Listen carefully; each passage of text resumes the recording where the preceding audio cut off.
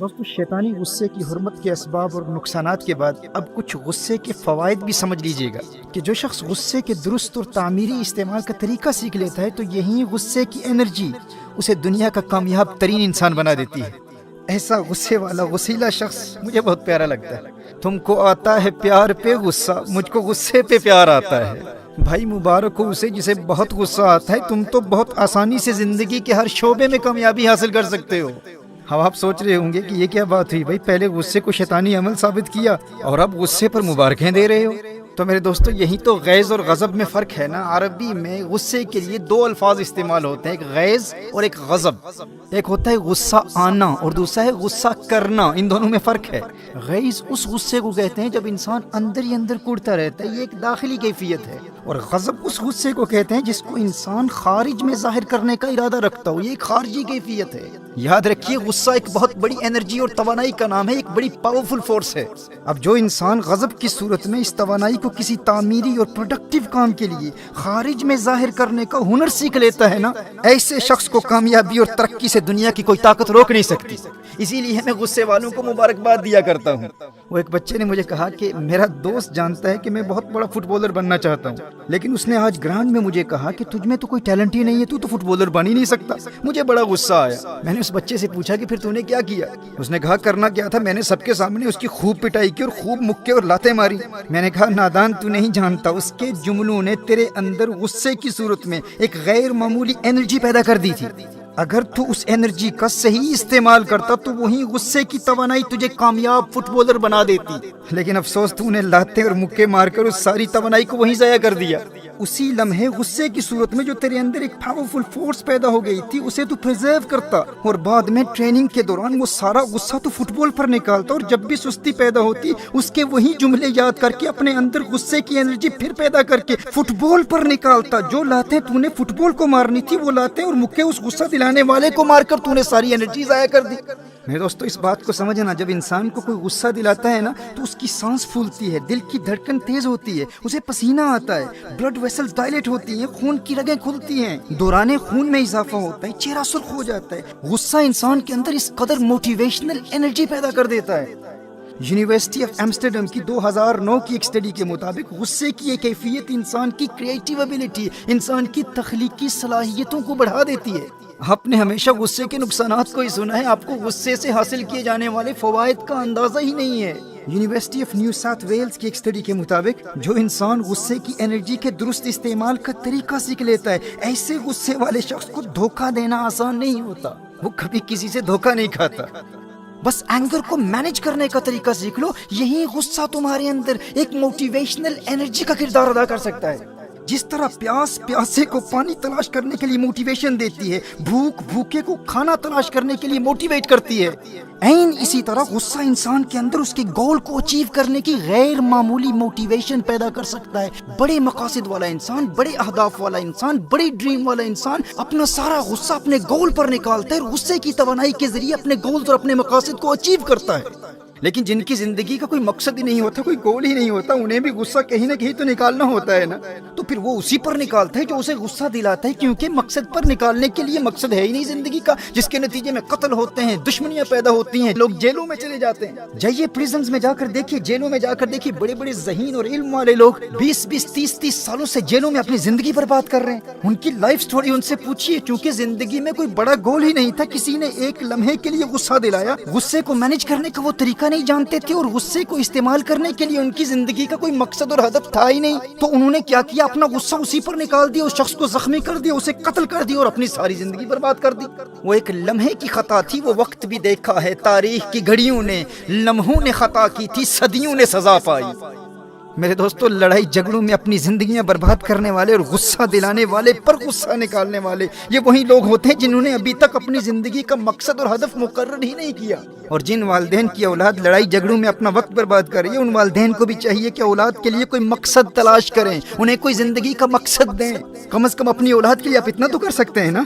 آپ کے بچے انرجی سے بھرے ہوئے ہیں اور وہ انرجی انہوں نے کسی چیز پر نکالنی ہے. اگر آپ انہیں زندگی میں مقصد نہیں دیں گے تو وہ کرمنل بنیں گے اور وہ اپنی وہ انرجی کرائم پر اور لڑائی جھگڑوں اور فسادات میں نکالیں گے. اور جس خوش قسمت انسان کو زندگی میں واضح مقصد مل جاتا ہے اور وہ اپنے مقصد کو تلاش کر لیتا ہے، اسے تو اس بات کا خوف لاحق ہوتا ہے کہ کہیں میں غافل نہ ہو جاؤں، کہیں سست نہ ہو جاؤں. وہ تو مواقع کی تلاش میں ہوتا ہے کہ کوئی غصہ دلائے اور میں اس غصہ دلانے والے کا شکریہ ادا کرتے ہوئے اس غصے کو اپنے مقصد پر نکالوں. وہ ہے نا کہ جب بھی آتا ہے آپ پر غصہ شاعری پر اتار دیتے ہیں.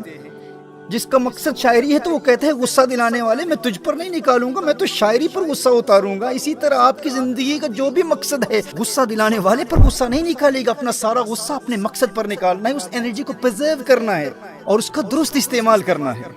دیکھیے یہ غصہ اور مقصد سے محبت، یہ وہ دو جذبات ہیں، دو ایموشنز ہیں جو کامیابی کی گاڑی میں منزل تک پہنچنے کے لیے پیٹرول کا کردار ادا کرتی ہیں.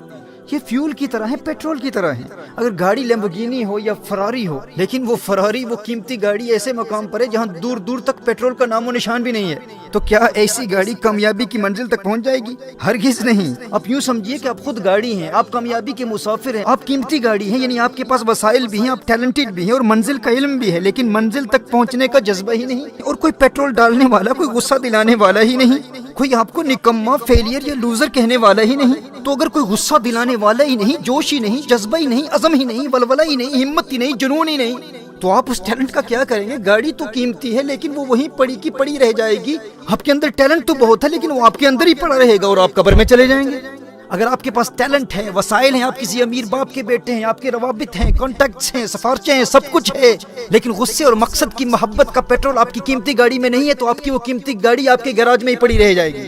وہ گاڑی کبھی کامیابی کی منزل تک پہنچ نہیں پائے گی. لیکن اگر گاڑی پرانی ہے اور خراب بھی ہے، یعنی انسان غریب ہے، وسائل بھی نہیں اور زیادہ ٹیلنٹ بھی نہیں، لیکن پیٹرول بہت ہے، فیول بہت ہے، کامیابی سے محبت ہے، اپنے مقصد سے محبت ہے، اپنے گول سے شدید محبت ہے، غصہ بھی ہے اور غصہ دلانے والے بھی بہت ہیں، پیٹرول ڈالنے والے بھی بہت ہیں، جو بار بار تانے دے کر ہمارے باطن میں آگ لگاتے ہیں نا، ارے تو نکما ہے، تیرے خاندان میں کوئی کامیاب نہیں ہوا، تو اپنا فیملی بیک گراؤنڈ دیکھ، اپنے آپ کو دیکھ، اپنا منہ دیکھ، تو کیسے کامیاب ہو سکتا ہے؟ لوگ بار بار غصہ دلا کر اس کم قیمت اور پرانی گاڑی میں پیٹرول ڈالتے رہتے ہیں اور ہم پر مہربانیاں کرتے رہتے ہیں، لیکن ایسی گاڑی پرانی بھی ہو، اس میں پیٹرول بہت ہوتا ہے، انسان غریب بھی ہے، وسائل بھی نہیں ہے، ٹیلنٹ بھی نہیں ہے، لیکن پھر بھی وہ کامیابی کی منزل تک پہنچ جاتا ہے. وہ غریب بھی ہو، وسائل بھی نہ رکھتا ہو، زیادہ ٹیلنٹڈ بھی نہ ہو، لیکن اس کے اندر جوش ہو، جذبہ ہو، جنون ہو، ہمت ہو، ولولہ ہو، اور غصے کو ایک پازیٹیو انرجی کی طرح دیکھتا ہو اور غصے کے تعمیری استعمال کا ہنر سیکھ چکا ہو. ایسی گاڑی پرانی بھی ہو، کم قیمت بھی ہو، خراب بھی ہو، وہ ایک نہ ایک دن کامیابی کی منزل تک پہنچ جاتی ہے، کیونکہ وہ اپنے مقصد سے محبت اور غصے کے پیٹرول سے بھری ہوئی ہوتی ہے. اور دوسری جانب لیٹس فراری ہے لیکن اس کے اندر پیٹرول ہی نہیں ہے، وہ منزل تک پہنچنا تو کجا، وہ تو گیراج سے بھی باہر نہیں نکل پاتی. اپنے معاشرے میں دیکھیں یہ امیروں کی بگڑی ہوئی اولاد آخر کیوں کوئی غیر معمولی کارنامہ سر انجام نہیں دے پاتی؟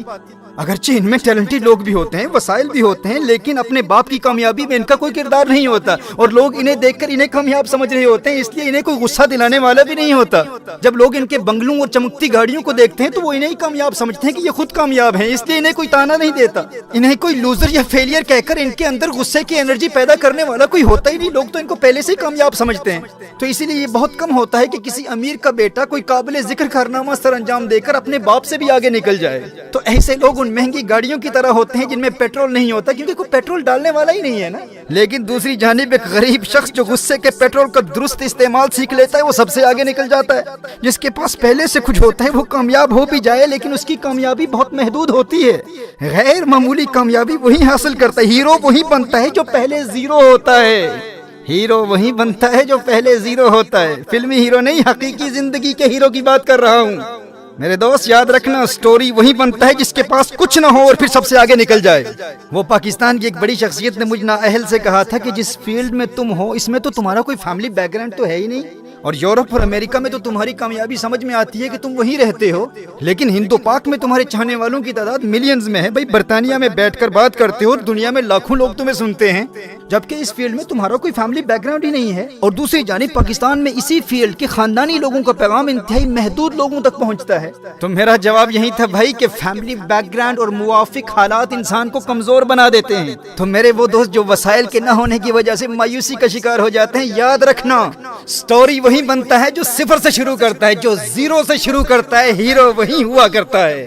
لوگوں کے تانوں سے کبھی ہمت نہیں ہارنا اور نہ ہی ان سے کبھی جھگڑا کرنا۔ میرے دوست، میرے بھائی، حد کے بعد کبھی بھی کوئی غصہ دلائے، غصے کی انرجی کو اپنے مقصد پر نکالتے رہنا۔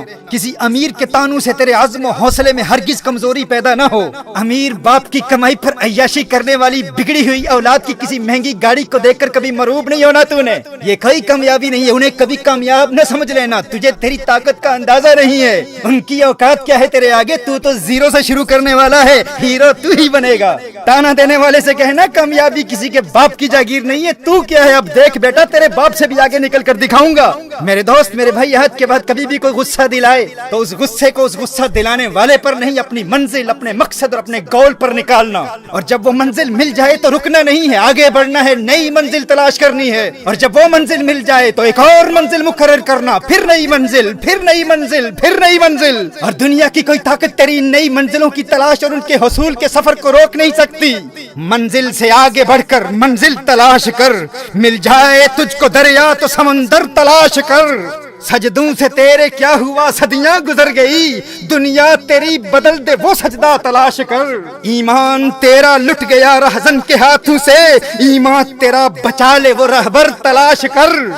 ہر شخص جل رہا ہے عداوت کی آگ میں، اس آگ کو بجھا دے وہ پانی تلاش کر۔